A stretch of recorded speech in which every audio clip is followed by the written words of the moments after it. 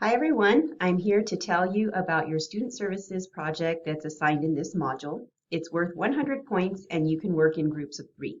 Remember, if you do work in a group, each of you needs to submit the assignment individually so that I can give points to each student. So one of the goals of this course is that you learn about the resources on campus. Research shows that the more connected you are on campus, the more successful you'll be. And so I want you to be successful and I want you to learn about what BVC has to offer. So you should already have the file open, and I'm going to show it to you here on my screen so we can walk through the details. When you open the file in Canvas, make sure you download it to your computer and open it up in PowerPoint up here so that you can edit this document.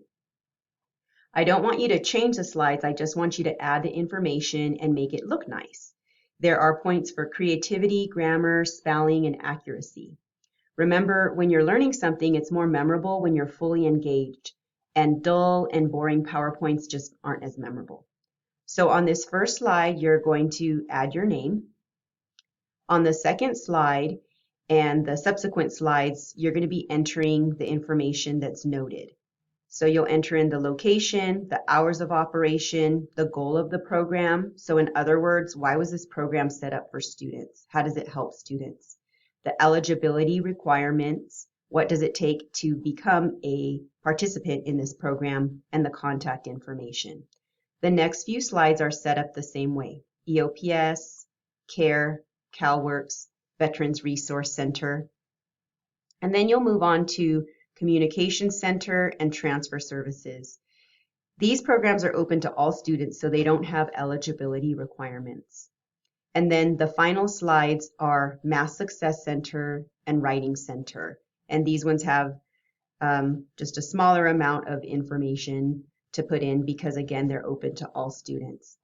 I'll let you know right now that EOPS and CARE are related, but they do have different goals and different eligibility requirements, so don't just copy the information over. And the final slide, the help desk, is sometimes hard for students to find. So be resourceful and be persistent. This is why I encourage you to work with other students if you can. Finally, it's easy to add a design. So up here on the tabs in PowerPoint, if you click on the Design tab, this is where you can put a design or a background color onto your PowerPoint so that it will look nice. And then there's another tab to the left called Insert. And Insert is where you can insert pictures or other media if you'd like to.